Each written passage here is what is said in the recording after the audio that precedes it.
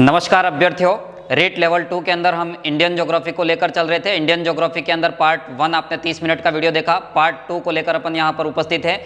हम 1 घंटे के अंदर टोटली इंडियन ज्योग्राफी को कंप्लीट करने वाले हैं, जिसमें टू द पॉइंट हम पूरा कक्षा 9, 10 और हमारी आरबीएससी के हिसाब से, एनसीईआरटी के हिसाब से जो भी महत्वपूर्ण टॉपिक हो सकता है वो लेकर आपके सामने उपस्थित हैं। आप जब भी एग्जाम देने जाएं उस समय इससे पहले एक बार अवश्य इसका रिवीजन कर ले, ताकि आपके कॉन्फिडेंट लेवल में बढ़ोतरी होगी और आप समस्त प्रश्नों को एक साथ याद कर पाएंगे। देखिएगा, हम चौथे टॉपिक के रूप में अगली बार चलते हैं कि प्राकृतिक वनस्पति एवं वन्य जीव। भारत में कुल वन का बात करें तो भारत के अंदर वन क्षेत्र, वन रिपोर्ट देहरादून द्वारा 1987 से जारी की जाती है। देहरादून भारतीय वन सर्वेक्षण एवं अनुसंधान केंद्र है। यहाँ पर अपन बात करें तो वनों एवं वृक्षों से आच्छादित कुल क्षेत्रफल की बात करें, यानी कि जो वन भूमि भी है और इसके अलावा भी जो वृक्ष हैं उसकी बात करें तो आपको ये सारे आंकड़े याद नहीं रखने हैं। आपको ध्यान रखना है कि भारत के अंदर कुल भौगोलिक क्षेत्रफल का कितना वन और वृक्ष से आच्छादित है, तो 24.56% आपको ध्यान रखना है। 2019 की रिपोर्ट के अनुसार अपन देख रहे हैं, ये नवीनतम रिपोर्ट ही रहेगी आपके लिए।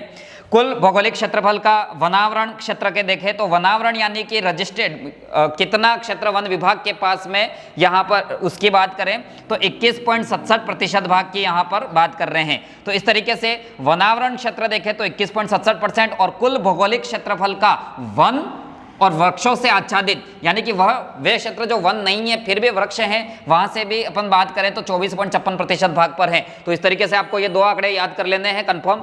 इसके बाद अपन बात करें सर्वाधिक वनावरण एवं वन प्रतिशत वाले राज्य, तो उसकी बात करें कि सबसे ज्यादा राज्य कौन से राज्य वनावरण रखते हैं, तो ये कई सालों से सर्वाधिक वनावरण वाला क्षेत्र जो है वो एमपी राज्य यहाँ पर सबसे ज्यादा वनावरण वाला क्षेत्र है। यहां पर देखिएगा कि सर्वाधिक वन क्षेत्रफल वाले राज्य की बात कर रहे हैं। सर्वाधिक वन क्षेत्रफल कौन से राज्य में है साथियों? मध्य प्रदेश राज्य के अंदर है। और इसके बाद सेकेंड वन कौन सा है? तो अरुणाचल प्रदेश। इन दो राज्यों को आप ध्यान रखें।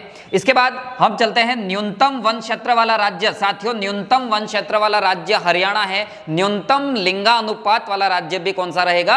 हरियाणा रहेगा। हरियाणा और पंजाब दो ऐसे राज्य हैं जो सबसे कम वनावरण रखते हैं। प्रतिशत के अंदर भी सबसे कम हरियाणा और पंजाब को ही देखना है आपको। केंद्र शासित प्रदेश सर्वाधिक वन प्रतिशत, मैं सर्वाधिक पर ज्यादा जोर नहीं दूंगा, सर्वाधिक वन प्रतिशत लक्षद्वीप के अंदर है, लगभग 90% है। और अंतिम समय की रणनीति के अंदर आपको यहाँ पर ज्यादा आंकड़े इसलिए नहीं बताए जा रहे हैं कि आप कंफ्यूज हो सकते हैं। आप बिल्कुल कॉन्फिडेंट के साथ जाइएगा, आप बिल्कुल एग्जाम के अंदर अपना 100% देकर आए और 120 प्लस का स्कोर देके आए।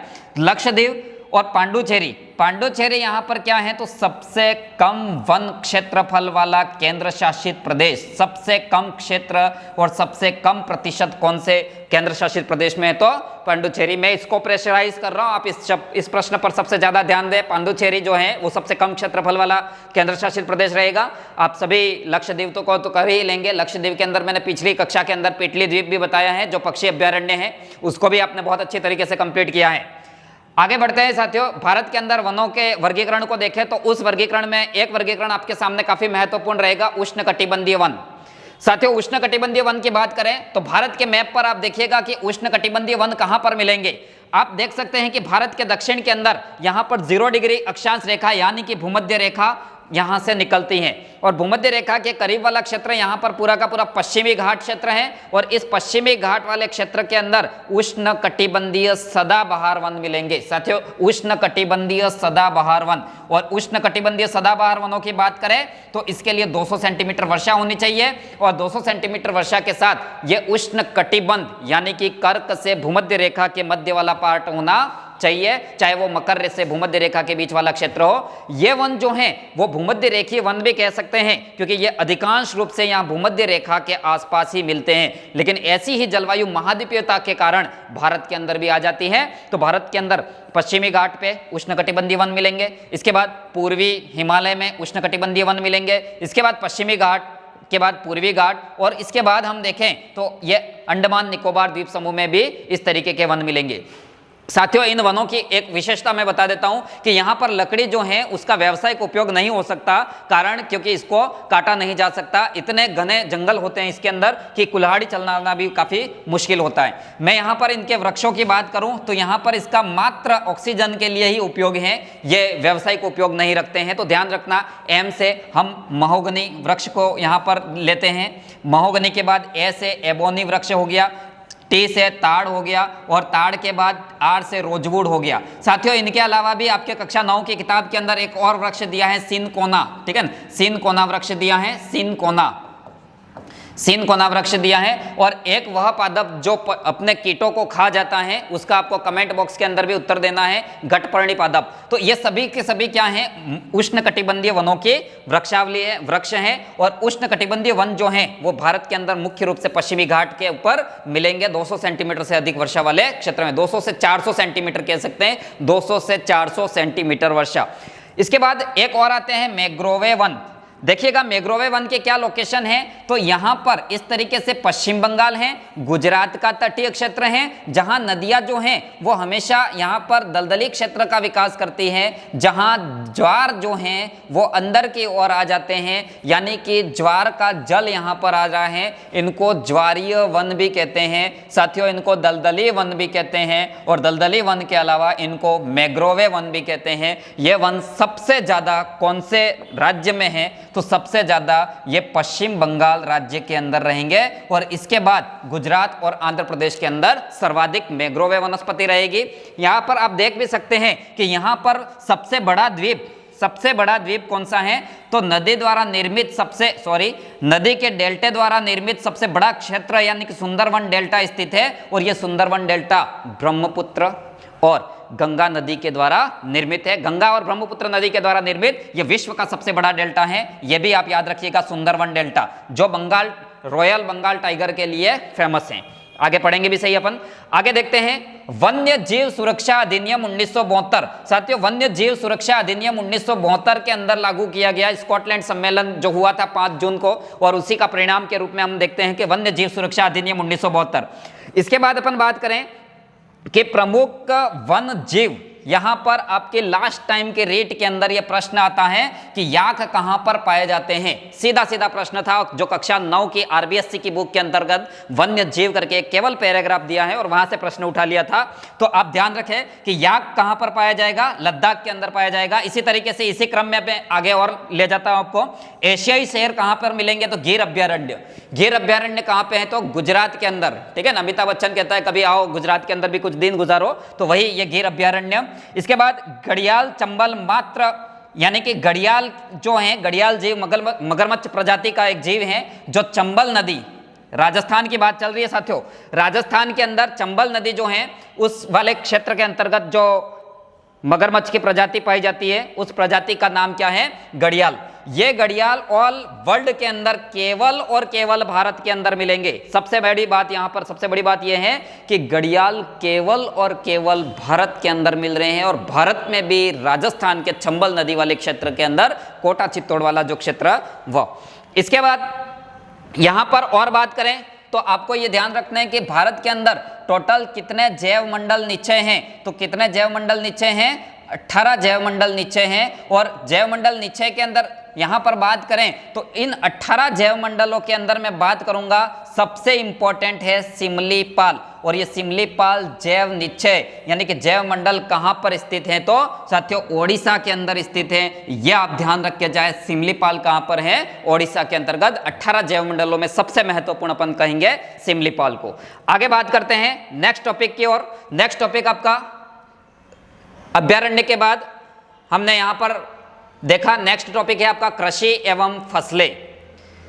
यहां से भी आपका जो पिछली बार का प्रश्न आया था वो सीधा सीधा प्रश्न यही आया था कि ये अलसी और सरसों, ठीक है ना, इसके बारे में पूछा था कि कौन सी फसलें हैं, और ये फसलें सीधी की सीधी 10वीं की किताब के अंदर कोष्टक में दी गई है कि अलसी और सरसों तिलहन फसलें हैं और ये एक रबी की फसलें हैं। यहां से प्रश्न पूछा जा चुका है। हमारा टॉपिक है कृषि एवं प्रमुख फसलें। प्रमुख फसलें हमारा टॉपिक है, तो फसलों के अंदर हमें ध्यान रखना है खरीफ की फसलें कौन सी हैं और रबी की फसलें कौन सी है। दोनों में एक अंतर आप मालूम कर लीजिएगा कि खरीफ की फसल की बुआई कौन सी ऋतु में होगी, वर्षा ऋतु के अंतर्गत होगी। यहां पर वर्षा ऋतु के अंदर बुआई हो गई और इसके बाद अपन बात करें कि यहां पर कब बुआई हो रही है, शीत ऋतु के अंतर्गत बुआई हो रही है। देखिएगा कुछ प्रश्नों को क्लियर कीजिएगा।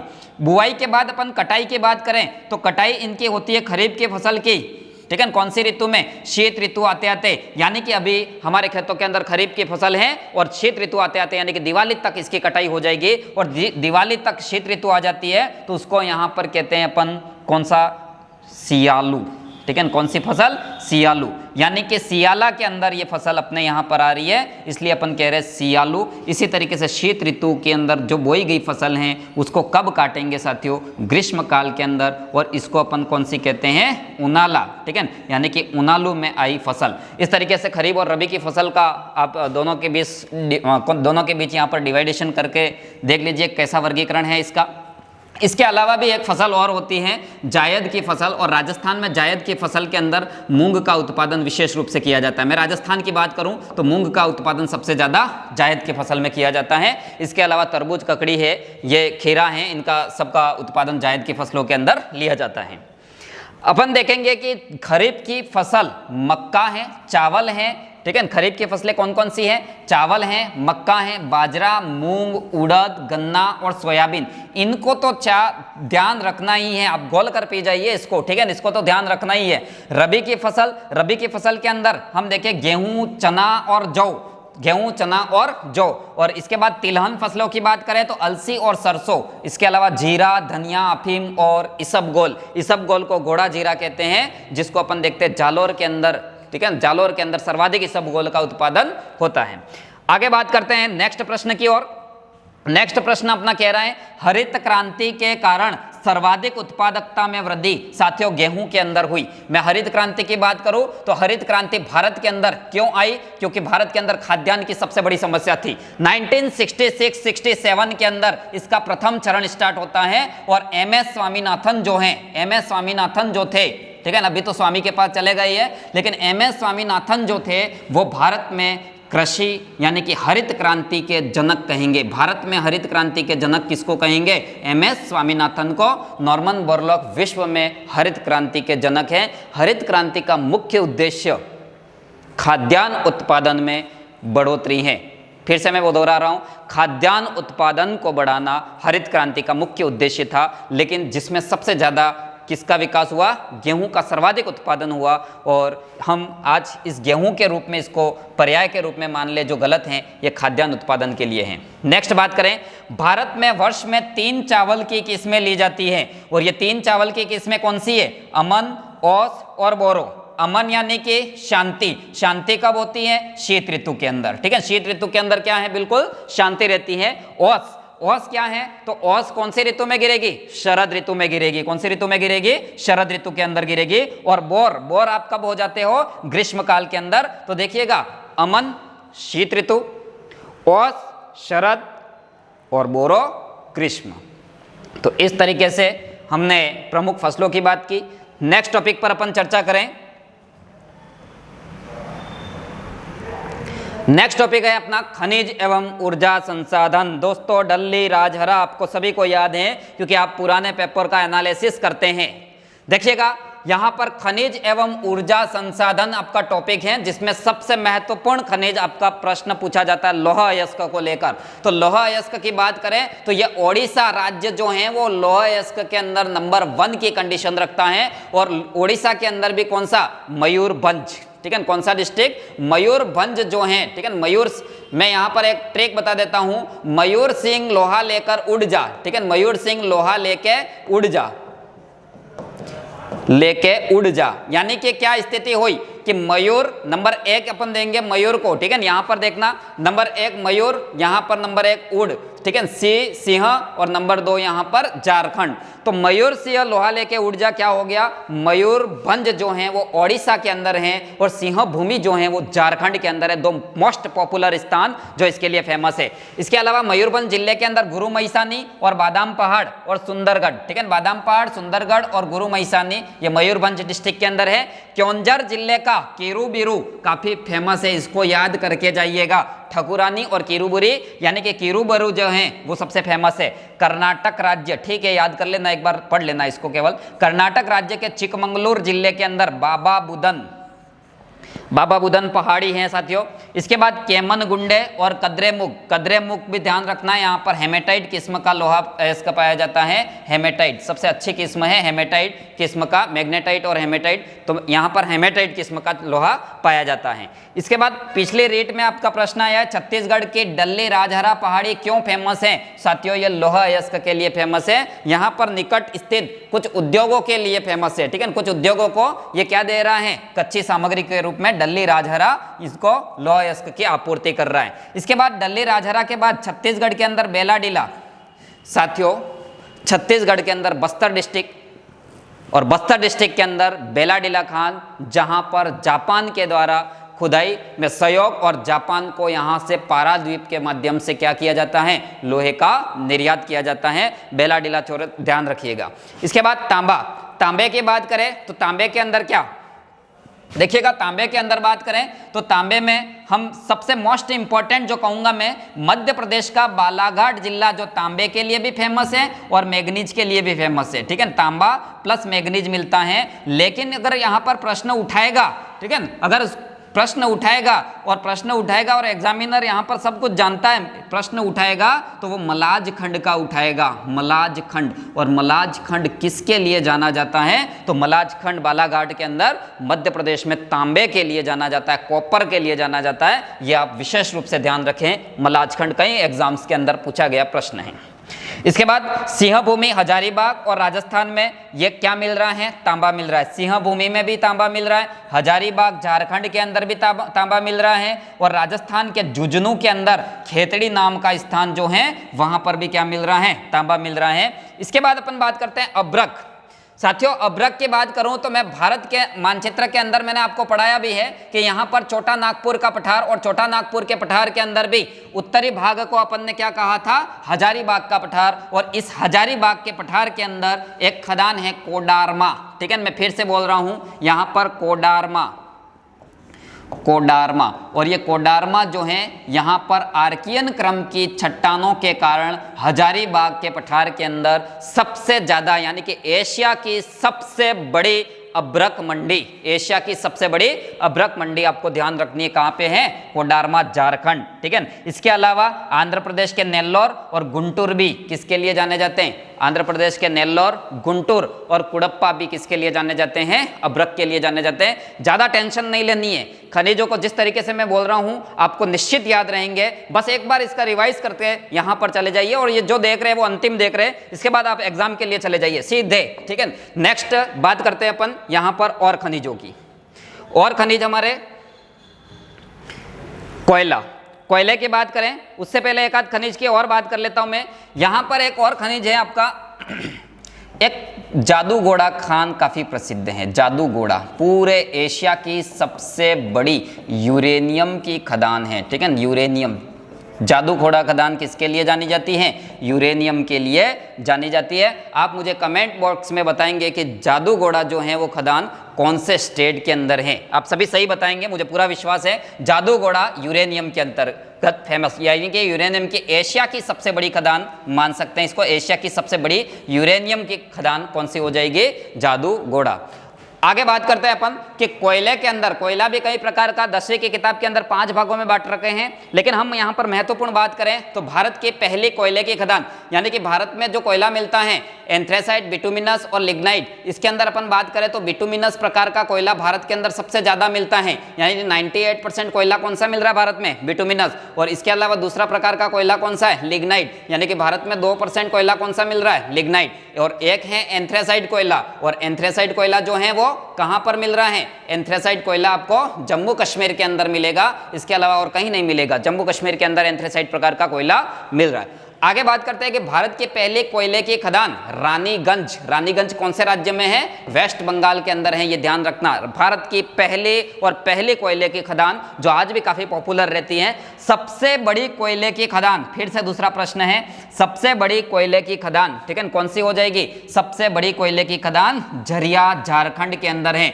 साथियों, रानीगंज और झरिया दो ऐसे स्थान हैं जो देश के टोटल कोयला यानी कि तापीय ऊर्जा के लिए 50% आवश्यकता को पूरा करते हैं। आगे बात करते हैं, राजस्थान में लिग्नाइट कोयला पाया जाता है। बिल्कुल सही बात है, राजस्थान के अंदर जो कोयला पाया जाएगा वो कौन सा कोयला पाया जाएगा? लिग्नाइट। और लिग्नाइट कोयला सबसे ज्यादा राजस्थान के अंदर कहां पर पाया जाएगा? पलाना के अंदर पाया जाएगा। बाकी अपन बात करें तो नेवली नाम का स्थान है तमिलनाडु के अंदर, वहां पर सबसे ज्यादा लिग्नाइट कोयला पाया जाएगा। सेकेंड अपने राजस्थान के पलाना के अंदर मिलेगा आपको। तो लिग्नाइट कोयला बीकानेर के पलाना के अंदर मिल रहा है। इसके बाद बाड़मेर के कपूरडी जलिप्पा के अंदर मिलेगा यह कोयला। यहां पर लिग्नाइट कोयले के लिए इतनी चीजें ध्यान रखनी है आपको। इसके अलावा पेट्रोलियम पदार्थ की बात करते हैं। पेट्रोलियम पदार्थ, देखिए पेट्रोलियम पदार्थ के अंदर क्या है, तो हम बात करते हैं पेट्रोलियम पदार्थ की बात करें तो भारत का सबसे पहला जो तेल कुआं है वो असम के डिगबोई में खोदा गया। और इसके बाद हम बात करें कि वर्तमान के अंदर सबसे ज्यादा पेट्रोलियम कहां पर मिल रहा है? बॉम्बे हाई। सबसे ज्यादा पेट्रोलियम कहां पे मिल रहा है? बॉम्बे हाई के अंतर्गत। और बॉम्बे हाई जो है वो हमारे देश की टोटल 60% उत्पादन की 60% आवश्यकताएं पूरी कर रहा है। इसके बाद हमारे राजस्थान के अंदर बाड़मेर सांचौर वाला जो क्षेत्र है वो सबसे ज्यादा उभरता हुआ क्षेत्र माना जाता है, बाड़मेर और सांचौर क्षेत्र। साथियों ध्यान रखना है, बाड़मेर सांचौर क्षेत्र के अंदर कई तेल कुएं हैं जो राजस्थान के लिए भी आपको बहुत ही इंपॉर्टेंट जानकारी रहेगी। तो बाड़मेर सांचौर तेल क्षेत्र, इसके बाद बॉम्बे हाई क्षेत्र, और इसके अलावा देखें तो गुजरात अपतटीय क्षेत्र भी पेट्रोलियम के लिए काफी बड़ी भूमिका रखते हैं। असम की ब्रह्मपुत्र और सुरमा घाटी, ये शब्द मैंने इसलिए लिया है, कक्षा 10 की किताब के अंदर छपा हुआ है। ब्रह्मपुत्र व सुरमा घाटी, ब्रह्मपुत्र नदी और सुरमा नदी घाटी के अंदर भी क्या मिल रहा है? पेट्रोलियम के भंडार मिल रहे हैं। बस इतना ध्यान लगा लीजिए। और बॉम्बे हाई कहाँ पे है? तो अरब सागर के अंदर है। बाकी अपन जानकारी ले चुके हैं कि सम्राट जहाज, अमेरिका का सहयोग, यूएस और प्लेटफॉर्म का स्थापना। तो आगे बढ़ते हैं अगले प्रश्न पर। अगला प्रश्न है आपका, अगला टॉपिक हो जाएगा उद्योग। उद्योग से रिलेटेड जो प्रश्न पूछे जाते हैं बिल्कुल सीधे प्रश्न होते हैं इसके अंदर।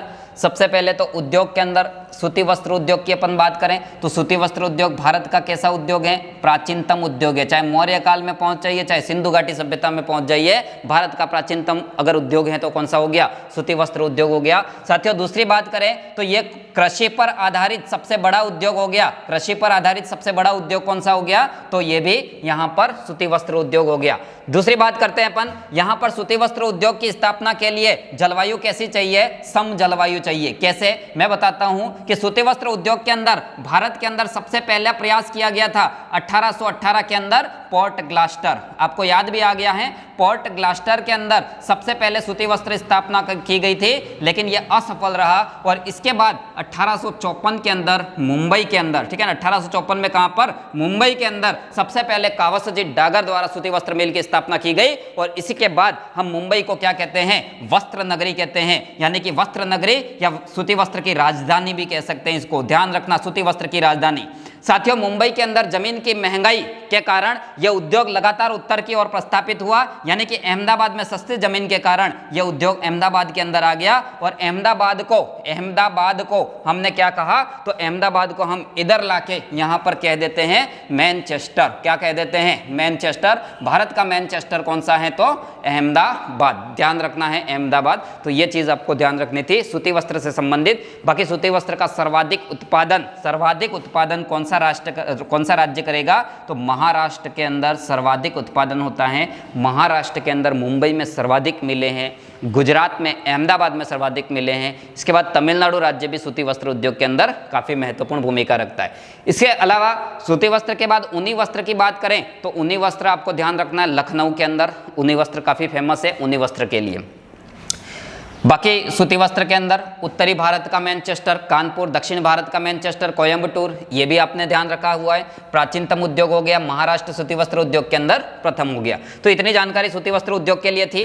अब आगे बात करते हैं अपन, नेक्स्ट है लौह इस्पात उद्योग। लौह इस्पात उद्योग देखिएगा, लौह इस्पात उद्योग के अंदर कैसे, तो लौह इस्पात उद्योग के अंदर हमारे यहाँ पर बात करें तो भारत के अंदर द्वितीय पंचवर्षीय योजना, कौन सी पंचवर्षीय योजना, द्वितीय पंचवर्षीय योजना, ठीक है। द्वितीय पंचवर्षीय योजना की बात करें तो द्वितीय पंचवर्षीय योजना में सेकेंड पंचवर्षीय योजना, और इस पंचवर्षीय योजना के अंतर्गत क्या किया गया, उद्योग को सबसे प्राथमिकता दी गई। वो जो मॉडल था उस मॉडल का नाम है महालनोबिस मॉडल, ठीक है। महालनोबिस मॉडल के आधार पर इस उद्योग को प्राथमिकता दी गई। साथियों, लौह इस्पात उद्योग के अंदर द्वितीय पंचवर्षीय योजना के अंदर कौन कौन से उद्योग की स्थापना हुई ये फेमस नहीं है, लेकिन कौन सा उद्योग कहां पर है ये हमको ध्यान रखना है। तो देखना, मैं एक ट्रिक बता रहा हूं, भीरूराज दुर्गा, ठीक है। भीरूराज दुर्गा ने भी स्टील का कप बनाया, दुर्गा ने भी स्टील का कप बनाया। अब क्यों बनाया वो आप जानते हो, स्टील का कप बनाया, ठीक है। मैंने कई बार बताया है कि क्यों बनाया या क्यों बनाया, तो ध्यान रखना, भीरू भाई जो थे यानी कि भीरूराज जो थे वो चीनी के बर्तन में चाय पी के रोज तोड़ देते थे, तो उन्होंने लोहे का या स्टील का कप ही बनवा लिया। हम एक एक करके इसको निकालते हैं, नंबर 1, नंबर 2, नंबर 3 और यहाँ पर भी नंबर 1, 2 और 3। देखिएगा कैसे, नंबर 1 पर अपन बात करें, नंबर 1 पर अपन बात करें यहाँ पर, तो भी से कौन सा हो गया, भिलाई इस्पात संयंत्र, और कौन से देश के सहयोग से स्थापित है, रूस के सहयोग से स्थापित। कौन से राज्य के अंदर है, तो छत्तीसगढ़ राज्य के अंदर, ठीक है, छत्तीसगढ़ राज्य के अंदर। इसके बाद सेकेंड वन बात करते हैं राज से, राज से क्या हो गया, राउरकेला, ठीक है, राउरकेला, ध्यान रखना है, राउरकेला। और राउरकेला इस्पात संयंत्र कौन से देश के सहयोग से स्थापित है, जर्मनी के आर्थिक सहयोग से स्थापित है। और ये यू से कौन सा राज्य हो गया, ओडिशा राज्य हो गया या ओडिशा राज्य हो गया। तीसरी बात करते हैं अपन साथियों दुर्गापुरा, और दुर्गापुरा इस्पात संयंत्र जो है वो बी से कौन से देश के सहयोग से है, ब्रिटेन के सहयोग से स्थापित हुआ। और फिर यहाँ पर पी से, कप में पी आ रहा है तो पी से पश्चिम बंगाल, ठीक है, कौन सा बंगाल, पश्चिम बंगाल। तो इस तरीके से ये 3 बड़े उद्योग कौन से देश के सहयोग से कहाँ पर स्थापित है, आप एक शॉर्ट टाइम में इस तरीके से याद रख सकते हैं। इसके बाद अपन बात करें लौह इस्पात उद्योग के अंतर्गत, तो दूसरी पंचवर्षीय जो योजना आई, तीसरी, यानी कि तीसरी के अंदर बोकारो इस्पात संयंत्र की स्थापना भी होती है, ठीक है। फिर सेलम, ठीक है, सेलम है, इस तरीके से विशाखापट्टनम, ये इस्पात संयंत्र यहाँ पर लगातार लगते रहते हैं। लौह इस्पात उद्योग के अंतर्गत सेल की स्थापना की गई, ठीक है। किसकी स्थापना, बहुत सारी कंपनियों को ये अधिग्रहित कर रहा है, ठीक है, और इनको संबल दे रहा है। तो 1973 के अंदर SAIL, steel authority of India limited, steel authority of India limited, steel authority of India limited की स्थापना कब हुई साथियों, 1973 के अंतर्गत हुई है। तो ये ध्यान रखना आपको। आगे बढ़ते हैं नेक्स्ट उद्योग की ओर। नेक्स्ट उद्योग आपका है कौन सा, सीमेंट उद्योग।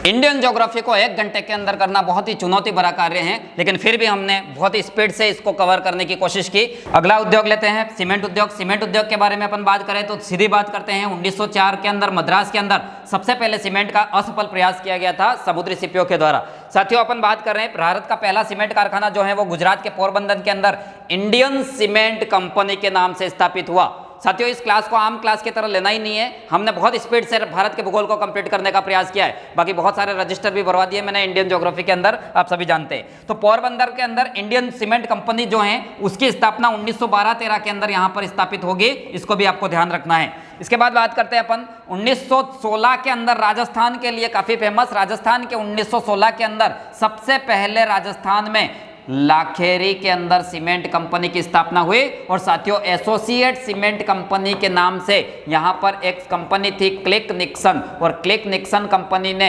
एसोसिएट सीमेंट कंपनी के नाम से इस कारखाना स्थापित करने में मदद की। तो हम ध्यान रख सकते हैं 1916 के अंदर, कब, कहां पर, तो लाखेरी बूंदी के अंदर। आप कहीं कंफ्यूज नहीं हो, कोई 15, 13, 16 या यहाँ पे 1916 के अंदर कहाँ क्या हो गया, बूंदी के अंदर लाखेरी में सीमेंट कारखाना, ये काफी सफल रहा। आगे बात करते हैं अपन कागज उद्योग के बारे में। कागज उद्योग के बारे में अपन बात करें तो कागज उद्योग जो है उसके बारे में बात करें तो कागज पे आप सबसे पहले क्या लिखोगे, श्री राम लिखोगे, यानी कि श्री रामपुर कहां पर है, पश्चिम बंगाल के अंदर। साथियों ध्यान रखना, इस तरीके से भी आप याद करें फास्ट और कम समय में, कागज श्री रामपुर, और श्री रामपुर कहां पे, पश्चिम बंगाल के अंदर। और एक चीज और ध्यान रखनी है कि इंडियन पेपर मिल लखनऊ के अंदर है। ये भारत का सबसे बड़ा, सबसे सफल कारखाना माना जाता है कागज मिल के अंतर्गत। और टीटागढ़ कहां पे है, टीटागढ़ हो जाएगा पश्चिम बंगाल के अंदर। टीटागढ़ कहां पे हो गया, पश्चिम बंगाल के अंदर। क्यों फेमस है ध्यान रखना, नेपा नगर की तरह कहीं प्रश्न नहीं आ जाए। नेपा नगर आपके अखबारी कागज के लिए फेमस था, इस तरीके से टीटागढ़ किसके लिए फेमस है, कागज उद्योग के लिए फेमस है, ठीक है। और नवागांव करके असम के अंदर है, वहां पर भी कागज उद्योग के लिए काफी फेमस है। कागज उद्योग में सबसे ज्यादा योगदान देते हैं पश्चिम बंगाल और असम दोनों स्टेट। हम ध्यान रखें होशंगाबाद, होशंगाबाद क्या है, तो होशंगाबाद के अंदर, ठीक है ना, होशंगाबाद के अंदर ये कहां पे है, आप कमेंट बॉक्स के अंदर मुझे बताएं। होशंगाबाद के अंदर नोटों का कागज यहां पर ध्यान रखना, तो नोट जो है, नोट देखकर होश मत खो देना, ये ध्यान रखना, होशंगाबाद, ठीक है। क्या हो जाएगा, होशंगाबाद। तो आगे बढ़ते हैं नेक्स्ट टॉपिक की ओर। नेक्स्ट टॉपिक हमारा है परिवहन उद्योग, यानी कि परिवहन। परिवहन के अंदर अपन बात करें तो परिवहन के अंतर्गत अपन बात करें तो परिवहन, रेल परिवहन, वायु परिवहन, जल परिवहन, इस तरीके से हमने कई परिवहनों की बात करी। तो परिवहन को तीन भागों में मुख्य रूप से बांटते हैं, सड़क, जल और वायु परिवहन। हम बात कर रहे हैं सबसे पहले रेल परिवहन। तो इसका राष्ट्रीयकरण ध्यान रखना है साथियों, देखना है अप्रैल 1951, ठीक है, कौन सा, अप्रैल 1951 के अंदर रेल परिवहन का क्या कर दिया गया, राष्ट्रीयकरण कर दिया गया, ये ध्यान रखना है। और पहले विद्युत रेल डेक्कन क्वीन, ठीक है, डेक्कन क्वीन कहां पर चली, महाराष्ट्र के अंदर चली थी। डेक्कन क्वीन पहले विद्युत रेल चली थी। साथियों मैं रेल परिवहन को लेकर वापस से जोड़ता हूं। यहां पर अपन बात करें 16 अप्रैल 1853 को भारत की सबसे पहले रेल कहां पर चली, तो छोटे छोटे बच्चों को याद हो गया, ये मुंबई से थाने के बीच 34 किलोमीटर चली। ध्यान रखना है 16 अप्रैल 1853। और राजस्थान के अंदर सबसे पहले रेल कब चली, 1874, 21 अप्रैल को, यह ध्यान रखना, 21 अप्रैल 1874 को।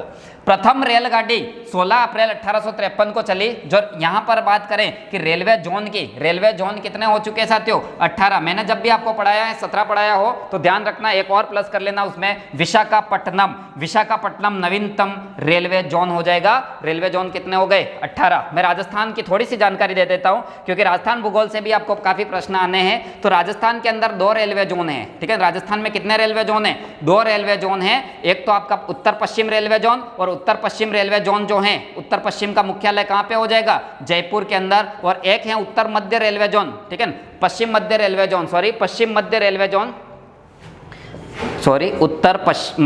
जोन, उत्तर मध्य रेलवे जोन जबलपुर के अंदर है। जयपुर और जबलपुर 2 याद रखना है। इस 2 रेलवे जोन के अंतर्गत राजस्थान के अंदर 5 मंडल कार्य करते हैं। 5 मंडल की बात करें तो जोधपुर के बाद अजमेर, बीकानेर और इधर से जयपुर, और यहां पर जबलपुर के अधीन हो जाएगा कोटा मंडल। तो 5 मंडल और 2 रेलवे जोन राजस्थान के लिए आप ध्यान रखें। यहां पर बात करते हैं नेक्स्ट टॉपिक की। नेक्स्ट टॉपिक है आपका सड़क परिवहन से संबंधित। सड़क परिवहन में सबसे महत्वपूर्ण जानकारी रखनी है आपको राष्ट्रीय राजमार्ग की। देखिएगा साथियों, राष्ट्रीय राजमार्ग की बात किस तरीके से ध्यान रखनी है, तो भारत के अंदर सबसे लंबा राष्ट्रीय राजमार्ग कौन सा है, भारत में सबसे लंबा राष्ट्रीय राजमार्ग कौन सा है। मैंने आपको पढ़ाया होगा NH44 और एक है NH27EW, ठीक है। ये नॉर्थ साउथ हो जाएगा और ये ईस्ट वेस्ट हो जाएगा।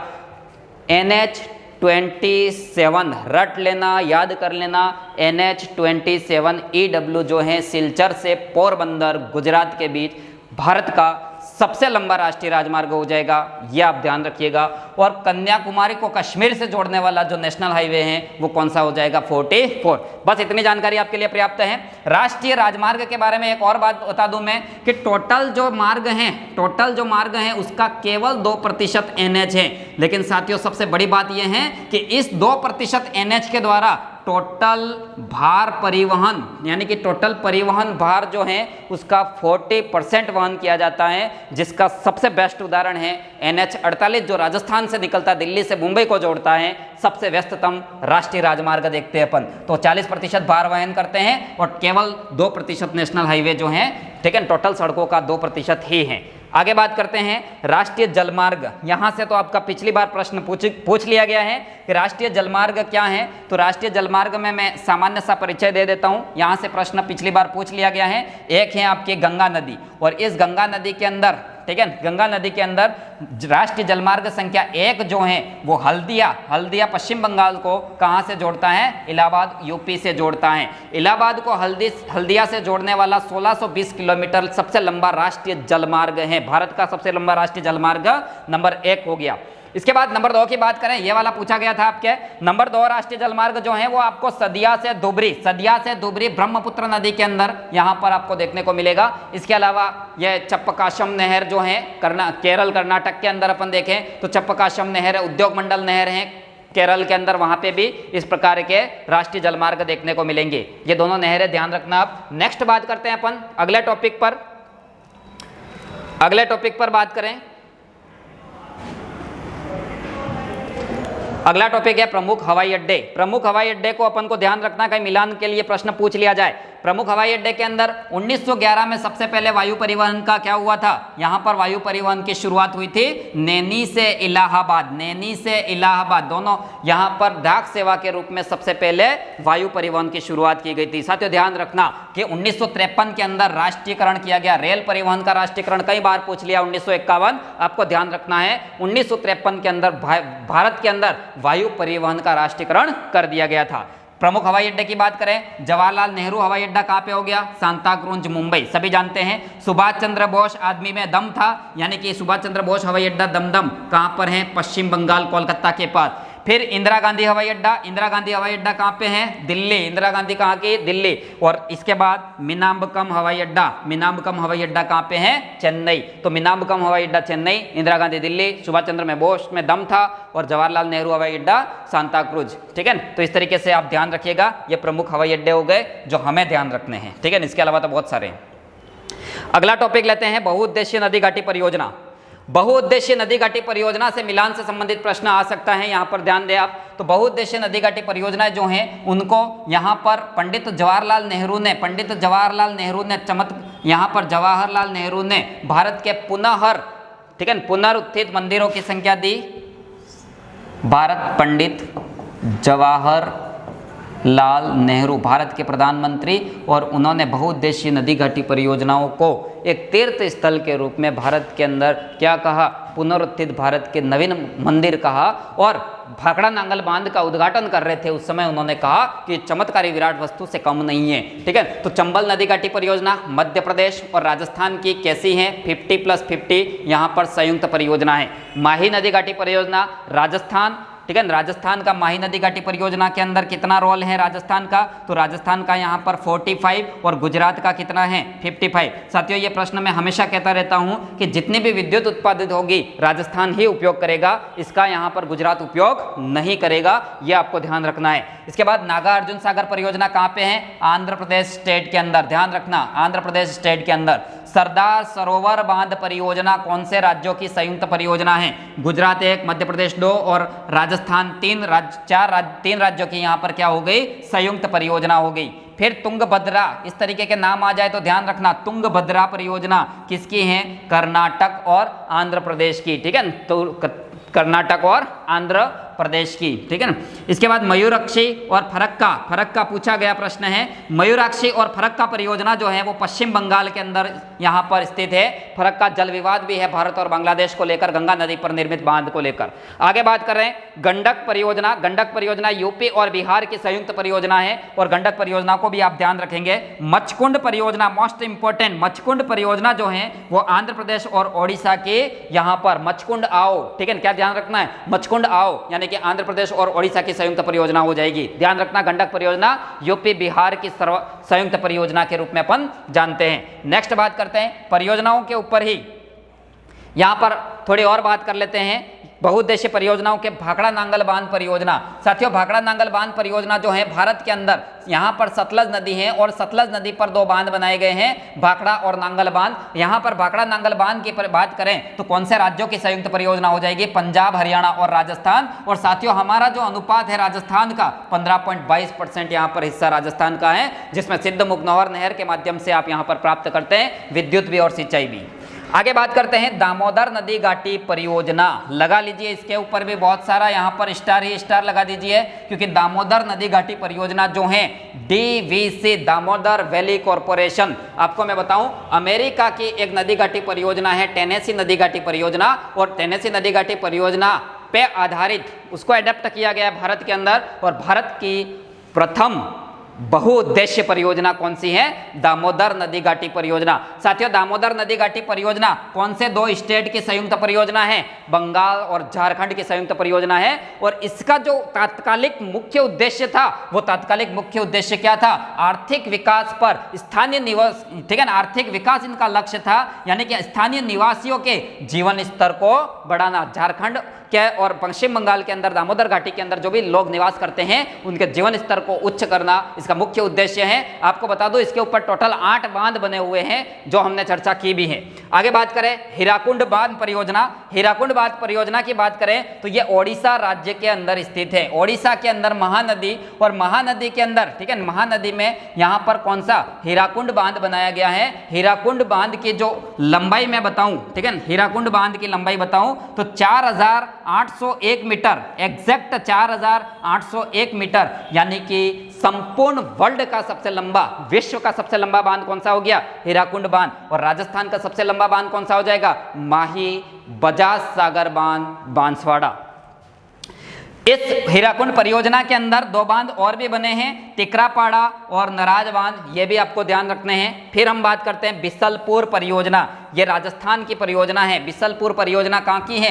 राजस्थान की परियोजना है। देखिए राजस्थान के मैप के अंदर, राजस्थान के मैप के अंदर हम देखेंगे तो आप देखेंगे बनास नदी जो निकल रही है, ठीक है, कौन सी नदी? बनास नदी जो निकल रही है, जिसमें टोंक जिले के आसपास बिसलपुर परियोजना की स्थापना की गई है, जो राजस्थान की सबसे बड़ी, राजस्थान की सबसे बड़ी पेयजल परियोजना है। यह सबसे मोस्ट इंपॉर्टेंट है कि सबसे बड़ी पेयजल परियोजना है, जिससे जयपुर, अजमेर और टोंक, जयपुर, अजमेर और टोंक, ये तीनों डिस्ट्रिक्ट इससे क्या कर रहे हैं? पानी प्राप्त कर रहे हैं, जल प्राप्त कर रहे हैं। फिर है इंदिरा गांधी नहर परियोजना। इंदिरा गांधी नहर परियोजना दोस्तों यहाँ पर इस तरीके से निकाली गई है, ये कांडला बंदरगाह को जोड़ने की परियोजना है। तो इसके अंदर अपन बात करें अभी कि सतलज नदी में हरि के बैराज नाम का स्थान, और हरि के बैराज से इस नहर का उद्गम, और वर्तमान में यह नहर अंतिम रूप से कहां तक पहुंचे तो गडरा रोड तक पहुंच चुकी है। गडरा रोड बाड़मेर इसका अंतिम बिंदु माना जाता है।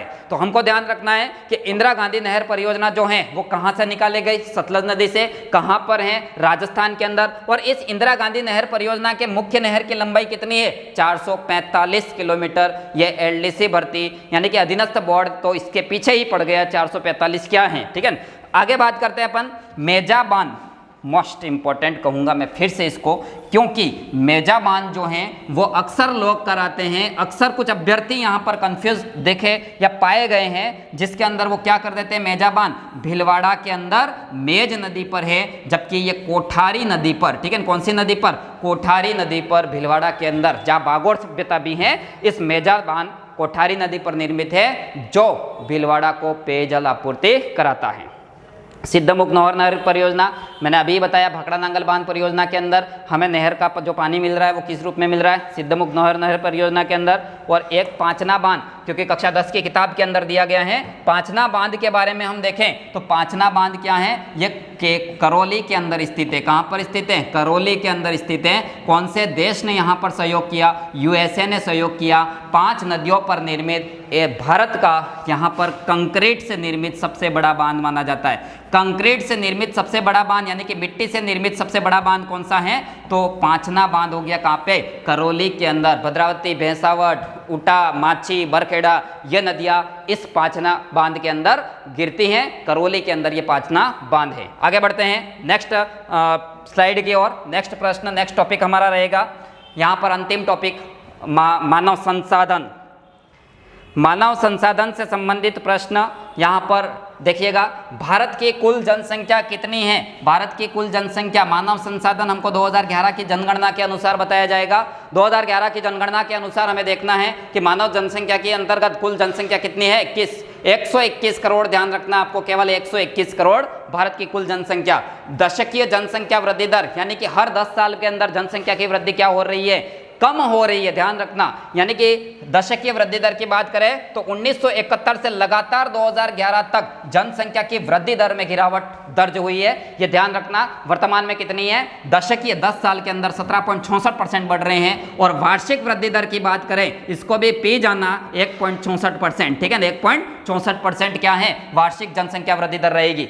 सर्वाधिक जनसंख्या वाले राज्य कौन सा है? सर्वाधिक जनसंख्या वाला राज्य कौन सा हो जाएगा? उत्तर प्रदेश। हम ब्राजील के बराबर उत्तर प्रदेश राज्य रखते हैं, ठीक है ना। तो उत्तर प्रदेश सर्वाधिक जनसंख्या वाला राज्य है। और आपको 5 राज्य ध्यान रखने हैं। ये 5 राज्य क्या हैं? देश की आधी आबादी, यानी कि उत्तर प्रदेश, महाराष्ट्र, बिहार और पश्चिम बंगाल। आपको इस तरीके से ध्यान रखना है, ऊमबीप, ठीक है, क्या ध्यान रखना है? ऊमबीप, यानी कि उत्तर प्रदेश, महाराष्ट्र, बिहार, पश्चिम बंगाल और आंध्र प्रदेश, ये 5 राज्य भारत की आधी आबादी रखते हैं, ये सबसे बड़े राज्य हैं, ध्यान रखिएगा। नेक्स्ट बात करते हैं न्यूनतम जनसंख्या वाले राज्य, यानी कि न्यूनतम जनसंख्या कौन से स्टेट के अंदर है? सिक्किम राज्य के अंदर 6 से 7 लाख के बीच में यहाँ पर जनसंख्या। सिक्किम में केवल सबसे कम जनसंख्या वाला राज्य हो जाएगा भारत में।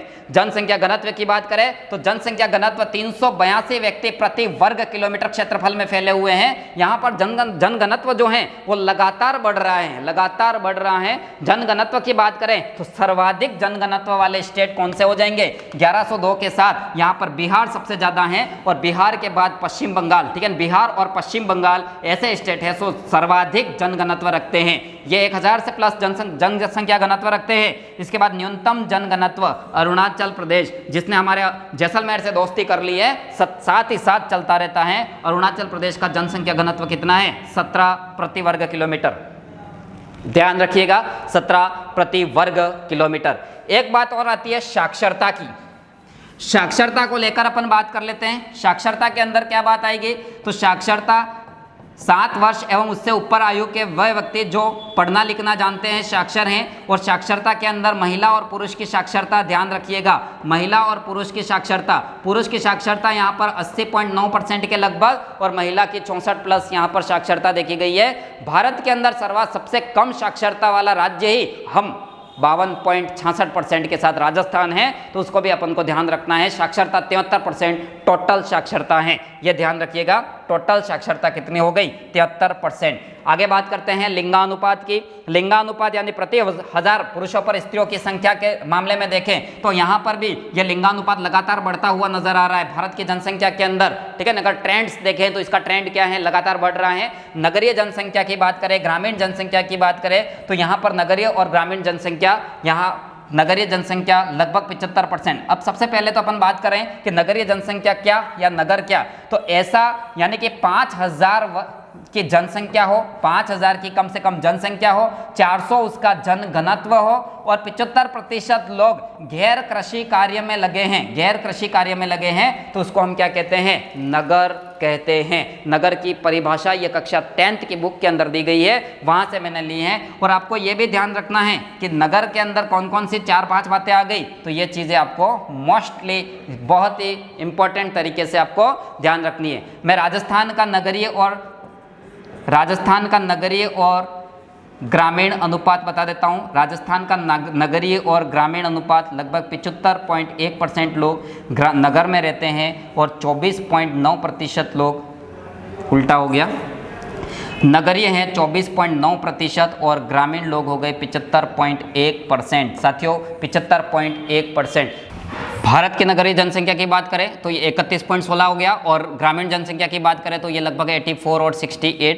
तो इस तरीके से भारत और राजस्थान दोनों की ग्रामीण जनसंख्या के अनुपात को आप ध्यान रखें। आगे बढ़ते हैं नेक्स्ट प्रश्न की ओर। नेक्स्ट प्रश्न है आपका इंटरनेट की शुरुआत आपकी किताब के अंदर दी गई है 1969 के अंदर, ये ध्यान रखिएगा। और अंतिम प्रश्न ईमेल की शुरुआत, इलेक्ट्रॉनिक मेल की शुरुआत 1972 में की गई। इसी के साथ आपको बेस्ट ऑफ लक, अपना अच्छा देकर आइए और झंडे गाड़ के आइए, रेट के अंदर अपना 100% देके आइए, अच्छी ऊर्जा के साथ, अच्छी उष्मा के साथ आप अपने एग्जाम को कंडक्ट करें। धन्यवाद।